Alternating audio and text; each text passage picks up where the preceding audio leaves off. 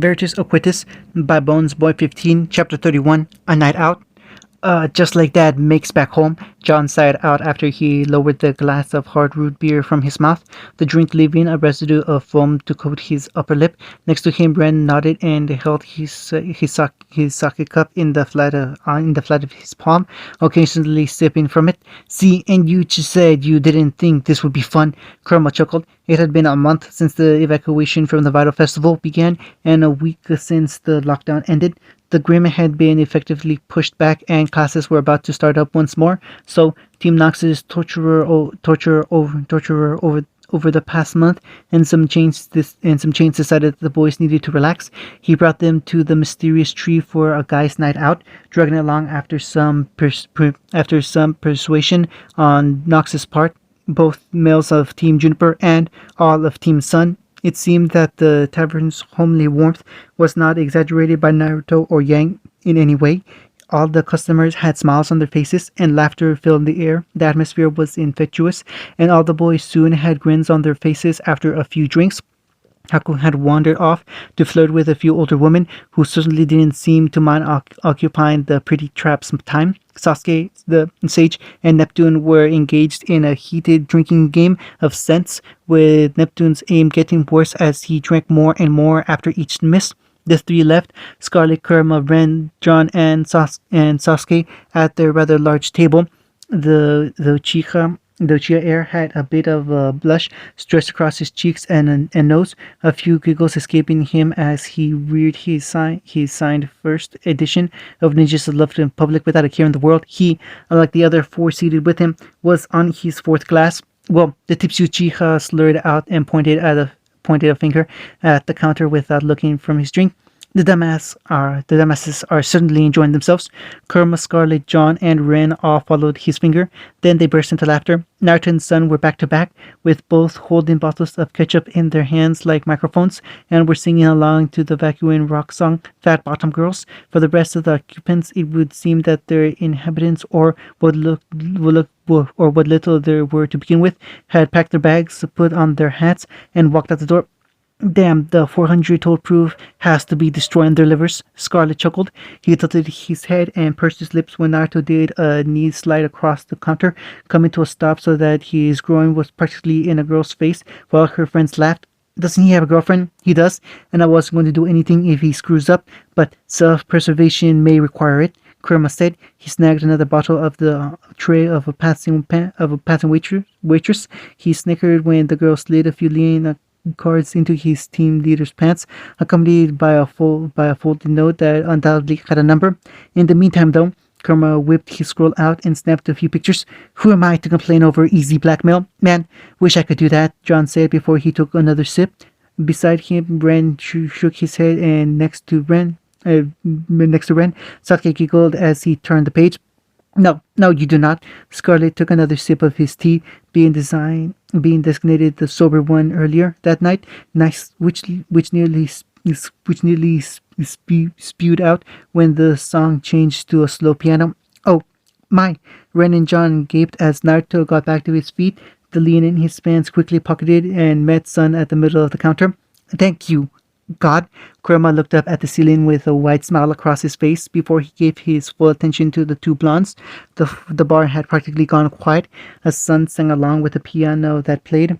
I can't fight this feeling any longer, Sun began, his hand on Naruto's shoulder. He then turned away from his fellow blonde. Yet I'm still afraid to let it flow. His hand dropped from Naruto's shoulder, and Sun took a few steps away.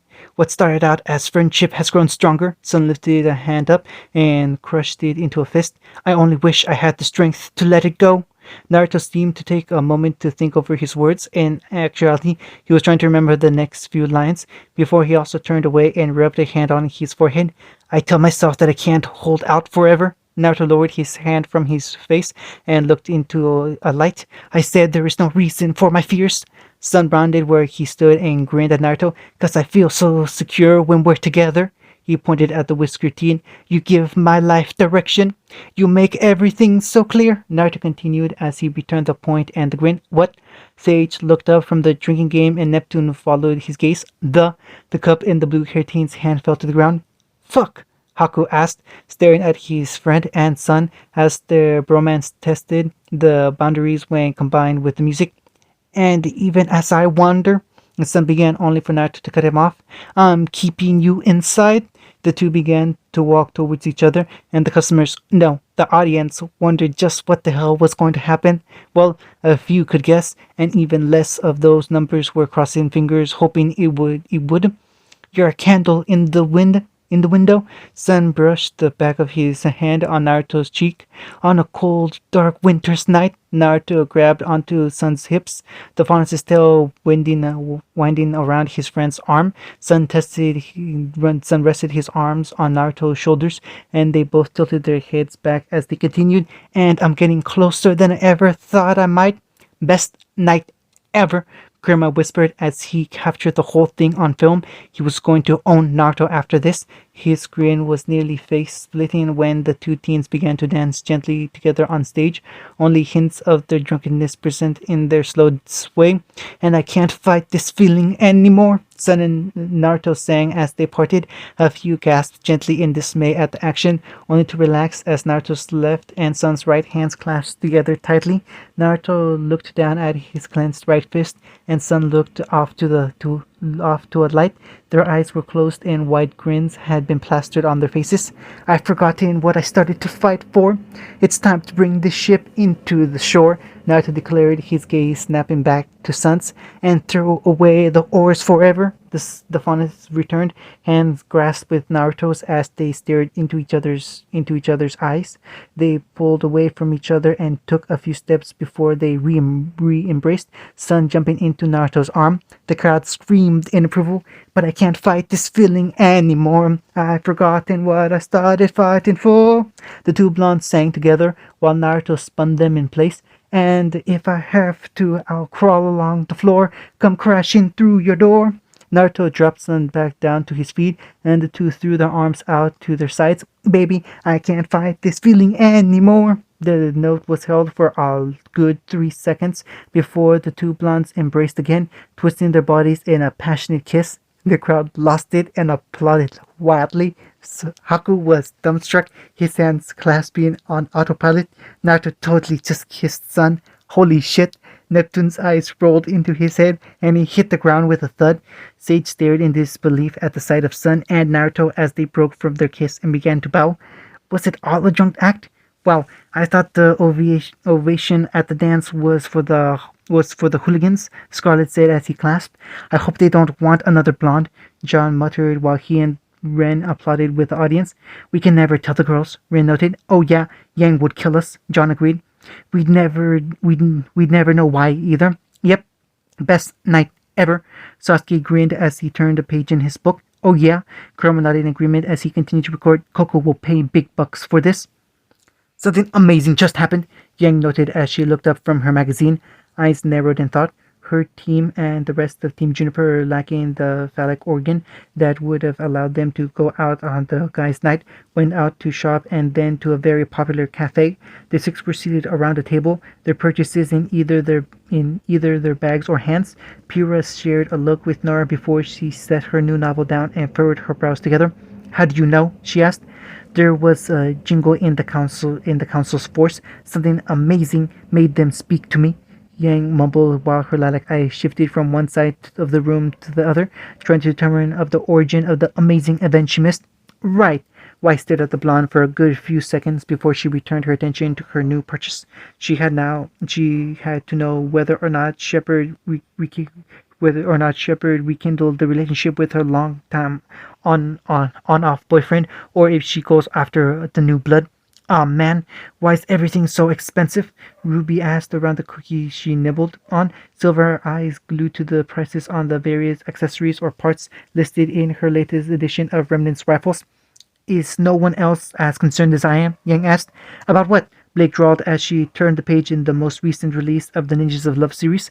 Her eyes glazed over for a moment, and Yang frowned. That only happened when Blake was either thinking about the secret Naruto told her, which he has yet to share, or when a fish-like odor trapped her nose.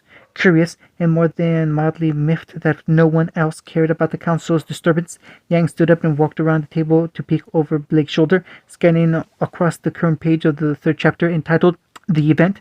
The excitable little Ryan clambered onto the desk and crouched in front of Sosuke Uchiwa, peering narrowed blue eyes into the seemingly unfazed Onyx's brows. Onyx's orbs. Their hate resonated from one to the other, so full of dislike that it could have been palpable into the air. Then the unthinkable happened. The boy seated a row ahead of them. Kibble leaned back in his seat, his head knocked against Rudnau's rear, throwing off his balance so that the young boy had nowhere to go but forward. Eyes widened in horror on either boy's face, and time seemed to slow. Something soft, a bit dry, but still unwanted, pressed against Rudnau's lips. A horrified scream escaped the mouth of the fangirl seated to Sosuke's right, and all eyes were drawn to the terrifying predicament. Rudnaus and Sosuke were kissing, their lips locked and eyes wide. It held for a good 4 seconds before they snapped out of their daze. "Oh my God!" Yang gasped, her lilac eyes wide and her ears burning hotly. Blake jumped in, quickly shut her book, the blush on her face just as dark as it was on Yang's. "Yang, how many times they kissed? Are you serious? That's the secret? Blake, you should have told. Do not sneak up on me when I mean, now I know why Naruto didn't want to know anything, but goddamn, I really could have gotten a threesome if you'd. Would the both of you please stop? I don't want to hear any stories." Yang and Blake turned to look at the speaker and found Nora glaring daggers at them. She gestured to the green book in her hand, the same book that was in Blake's. "I'm still reading about Nimato and Koshina's last night together, so if you don't mind..." Nora, began horrified. "You read that too?" "Yes, mostly for the fights. All the lovey-dovey stuff is garbage." Nora rolled her eyes. "I mean, have you heard some of these lines? You're my favorite topping flavor. Geez, it's like a couple of old horn dogs got together and wrote this. Yeah, the sex scenes are hot, but come on, who uses lines like those?" "It's subtext," Blake protested. "Hey, I read it late at night to get rid of some stress, but I'm not going to deny that it's got terrible dialogue." Nora shrugged. Blake had nothing to say to that. She settled on frowning and crossing her arms over her chest, her closed book still in hand. Weiss sent her a victorious smirk that oozed superiority and smugness that only the life of monopolizing companies Harris could. Ruby blinked and furrowed her brow. "How do you get rid of stress when you're supposed to sleep?" Eyes turned to her and stared in disbelief. "Ruby, what's it like in your world?" Ruby asked. Yang asked. Ruby frowned at her. "What is that supposed to mean?" "Nothing. Just read your magazine," Yang said with a sigh. She went back to her seat and picked her magazine back up. She turned the page and grinned. "Cool. I Know Pigs are going to perform live at the Vital Festival. I didn't like their last album," Pyrrha said with a shrug. "Good toy. Seemed to house. I think that's what they're going for," Yang countered. Thus began the debate over what was and was not good music that went long into the night. Early the next morning, after he ensured that the boys had safely returned to their dorm rooms, Jorah ventured to the guest house to speak with his old teammate. She was as early a riser as he was, and met him in the makeshift hospital's cafeteria, a cup of tea before her and black coffee set before him. "So, you're really doing this?" Tsunade asked, eyes locked on the white-haired man across from her. Jorah grinned. "Why, gonna miss me, princess?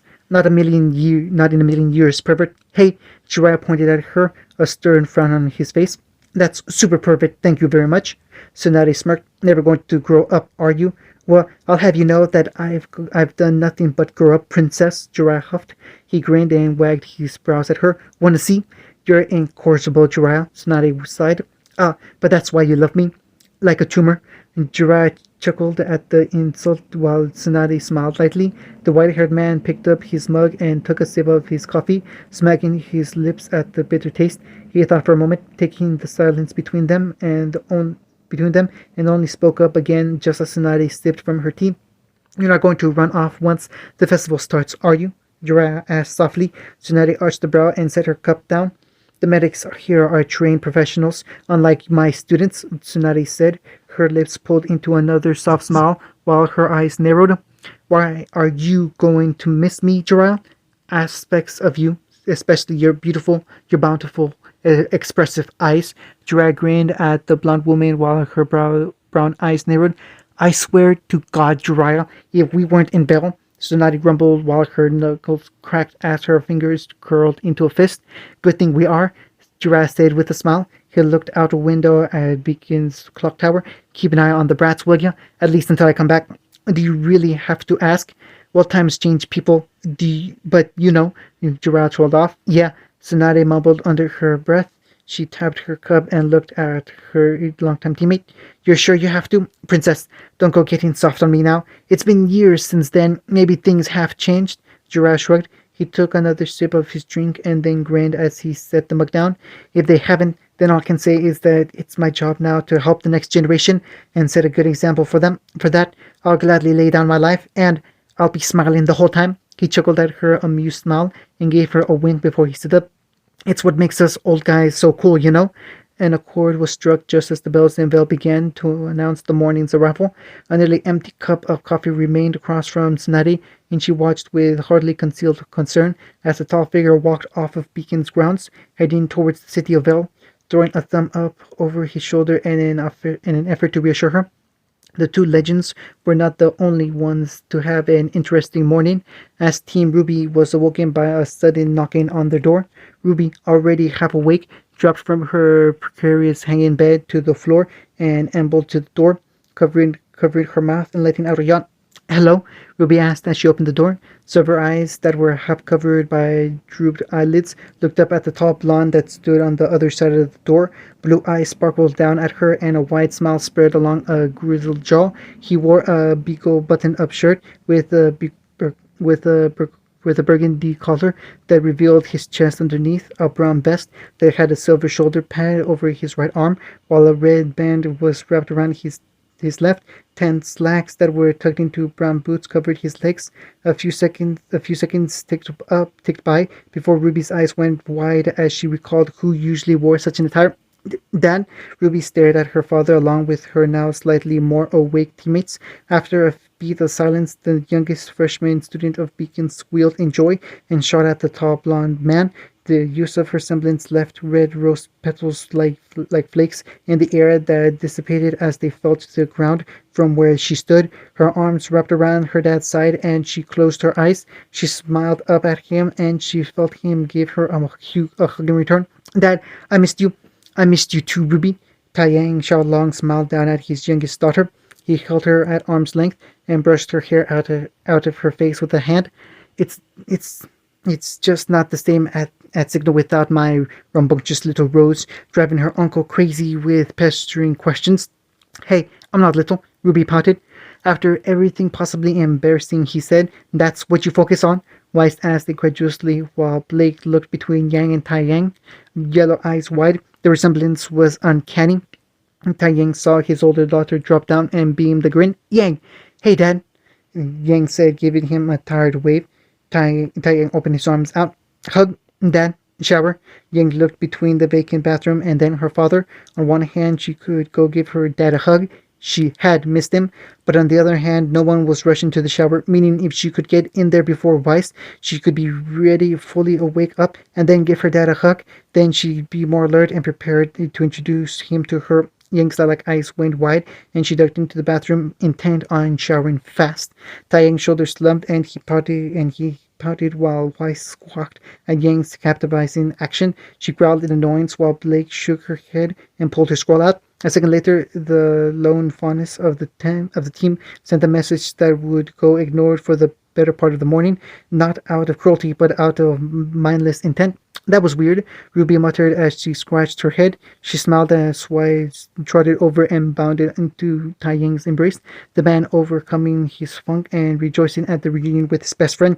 Not to mention rude, Weiss huffed. Not really, Blake said under her breath. She showed the confused Harris the message she sent and to whom she'd sent it to, resulted in the white-haired girl releasing a small snort.